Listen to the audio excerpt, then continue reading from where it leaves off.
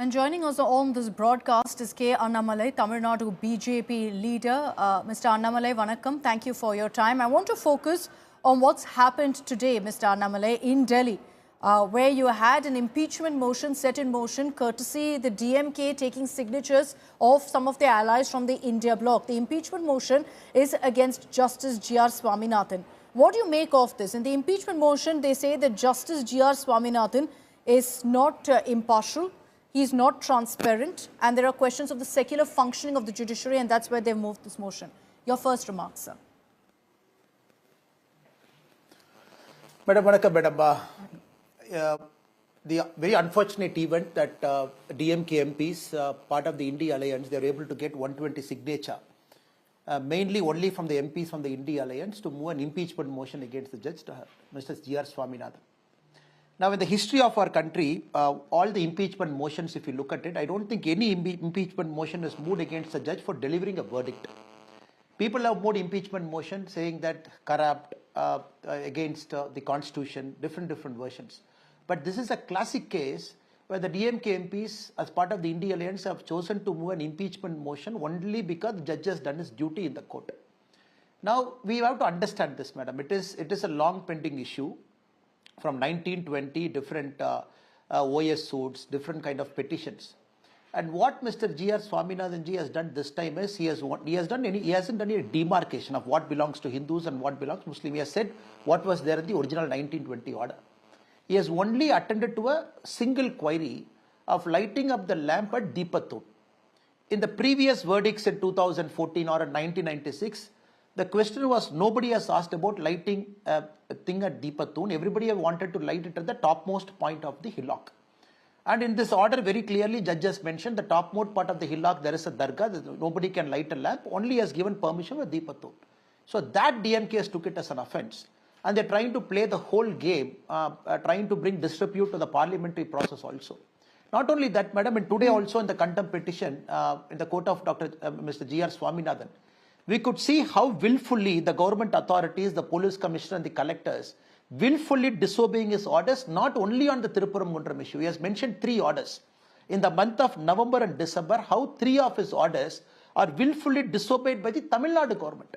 Instead of bringing impeachment motion against the Judge Swaminathan, it is important that somebody should ask the Chief Minister to resign from the power in Tamil Nadu.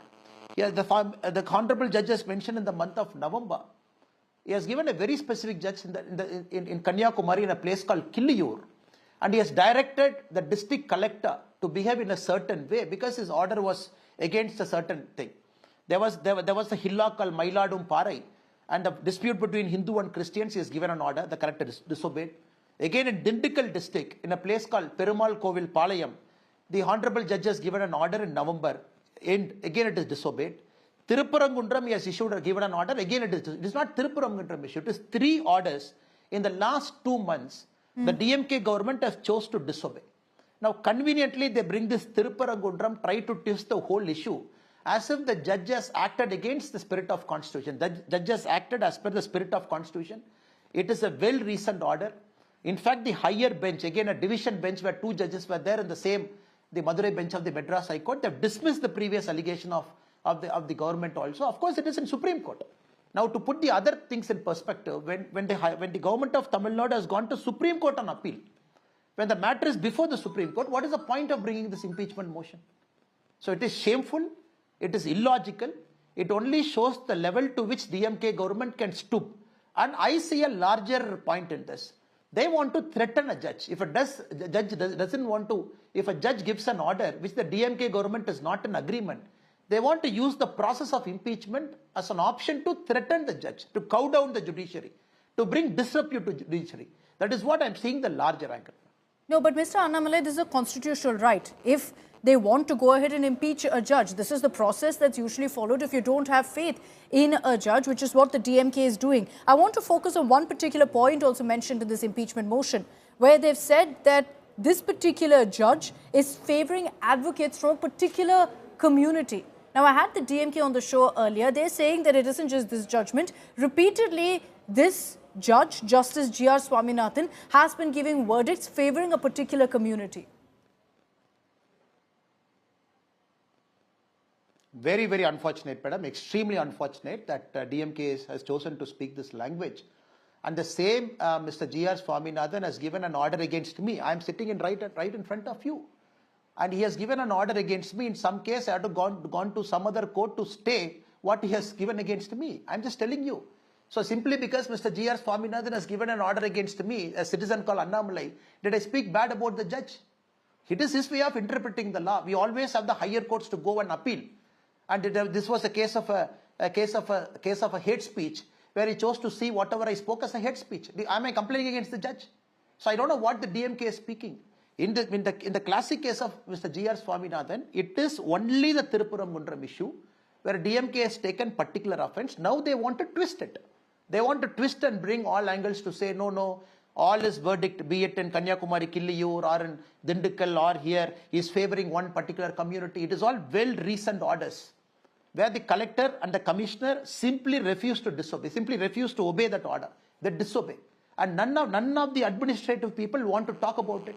Now the whole of Tamil Nadu, the law and order is in shambles. There is no semblance of government. There is no semblance of administrative machinery. Now only they want to take offense for Tiruppuram. They want to bring the caste to which the judge belongs into question. And whatever order he has given till now, they want to see from the selective interpretation of the caste to which he belongs, or to the religion to which he belongs. Very, very unfortunate. I can give you classic cases, madam, where many high court judges, their fathers and mothers were office bearers, some MLAs, somebody were in DMK party member, they have become high court judges. I'm not complaining now. There is a process of selection. They have come there. In each of those verdicts, if I start seeing that once you were a DMK member, your mother was a DMK MLA, then the whole of judiciary cannot stand on its feet. It's very unfortunate that DMK has chosen this level, has chosen to stoop to this level to play politics. Let's talk about what's happened in Tiruppuram as well. Was this a needless controversy, Mr. Annamalai? For years now, for decades now, we've had Kartikai Deepam being celebrated there without any problem, being lit at the designated site. Why the sudden demand that we go ahead and light it at the Deepathon?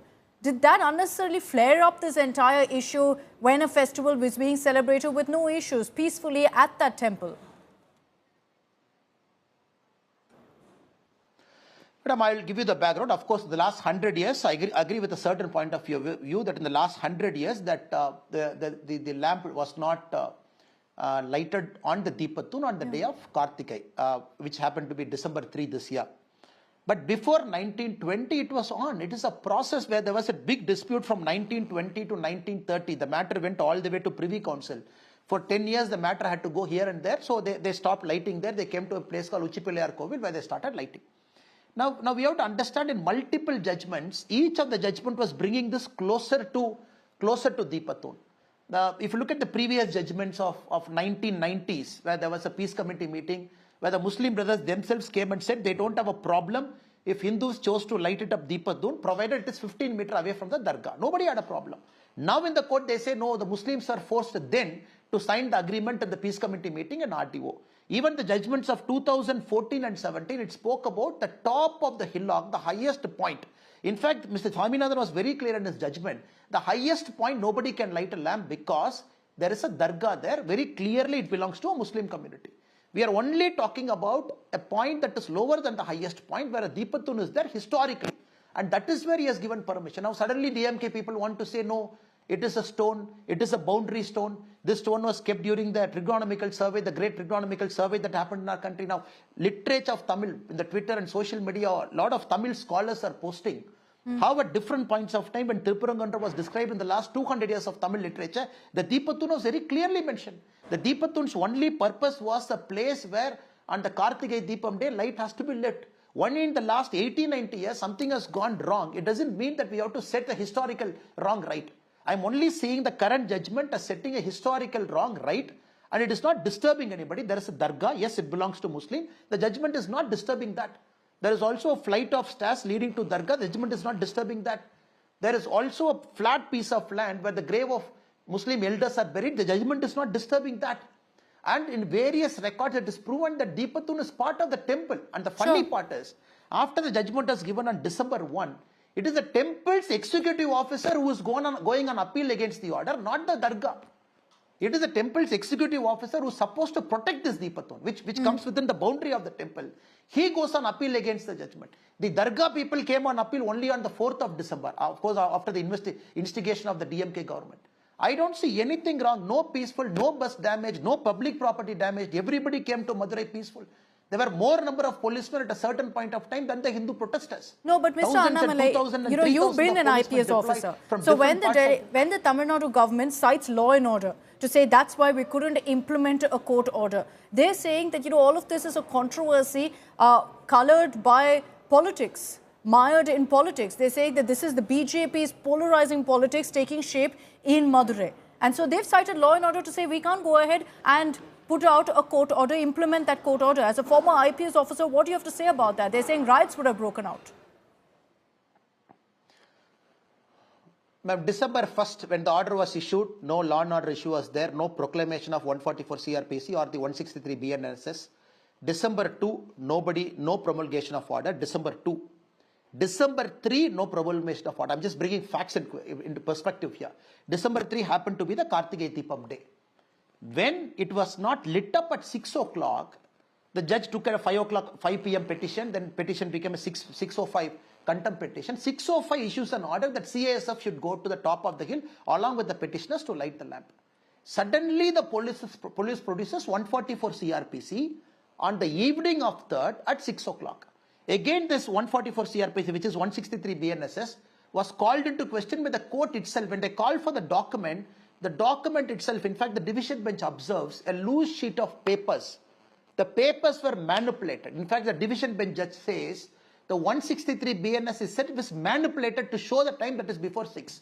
The whole drama started after the judge admitted the contempt petition. Now, the police says there is a law and order happening, madam, 3rd, 4th, 5th, 6th, now we are 9th. In the last this many days, has any Hindu protester damaged even 1 paisa of public property? Nothing they have done. Even that order itself is illegal. On 4th, they have arrested our state president Nayanar Nagendran ji, a lot of our senior leaders, including H. Rajaji. Yeah. Even that arrest itself is illegal because no proclamation was in place. They never had any document in place to arrest those people. Now, if we say it is a law and order that was manufactured, that was created, that was orchestrated by the state government. It was orchestrated law and order issue. Even now, as we speak, Madurai is peaceful. Except the police force that is deployed in thousands, they made it like a war zone. They've got all the barricades and set it up. Okay, you've leveled a big charge there saying the entire law and order issue has been manufactured, but we leave it at that, Mr. Annamalai. We're seeing on one hand, of course, the legal battle continuing. Political battle lines are drawn, unsurprisingly, considering election is coming up in a few months from now. But now that's also moving forward with an impeachment motion that we're seeing play out in Delhi. Thank you very much for your time, Mr. Annamalai. Nandri, thank you for joining us. Thank you, madam. Thank you.